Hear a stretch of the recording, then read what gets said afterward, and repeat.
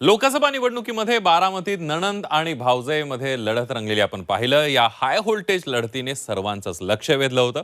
आता विधानसभेला सुद्धा वडील विरुद्ध मुलगी अशी थेट लढत रंगण्याची शक्यता आहे। बघूया त्याबद्दलचा रिपोर्ट।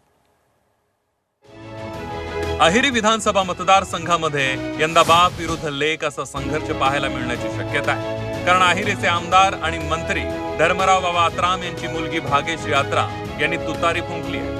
जयंत पाटील यांच्या उपस्थितीत भाग्यश्री आत्राम यांनी राष्ट्रवादी काँग्रेस शरदचंद्र पवार पक्षात प्रवेश केला। भाग्यश्री आत्राम यांचे वडील धर्मराव बाबा आत्राम अजित पवारांच्या गटात आहेत। माझ्या लेकीने शरद पवारांच्या राष्ट्रवादीत प्रवेश केला तर मी तिला आणि तिच्या सासरच्या मंडळींना नदीत फेकून देईन अशी आक्रमक भूमिका मंत्री धर्मराव बाबा आत्राम यांनी घेतली होती। मात्र भाग्यश्री आत्राम यांनी वडिलांच्या भूमिकेविरोधात जाऊन तुतारी फुंकली आहे। धर्मराव बाबा शेर आहे तर त्यांची मुलगी शेरनी आहे आणि शेरनी जास्त घातक असते हे लक्षात ठेवायचं।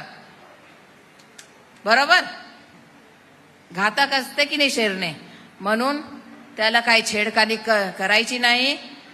माझ्या कार्यकर्त्यांना कोणी बोललं, माझ्या कार्यकर्त्यांना काय हात लावला तर ते हात कट केल्याशिवाय मी राहणार नाही, हे इथे मी सांगू इच्छिते। त्यामुळे त्या विधानसभा निवडणुकीत बाप लेक आमने सामने असणार आहे। स्वतःच पवार साहेबांना 3 वेळा भेटल्या आणि त्या आग्रहानं इकडे आलेले आहेत।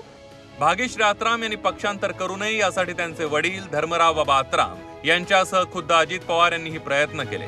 मात्र भाग्यश्री यांनी वडिलांविरोधात बंड करत विधानसभा निवडणूक लढवण्याचा निर्णय घेतला। माझा अधिकार पहिला आहे। मी आधीपासून इथे होती, 2011 पासून माननीय सुप्रियाताई सोबत मी जुळलेली आहे आणि त्यांच्यासोबत युती पद मी भूषवलेली आहे, अध्यक्ष होती, त्यांच्याच मी सोबत काम केलेली आहे। स्वर्गीय आर बाबा होते, त्यांच्या सोबत मी काम केलेली आहे। कारण हे सर्व काम करताना मी समोरचा काही विचार केली नव्हती, म्हणून हे पहिला अधिकार, माझा हक पहिला आहे।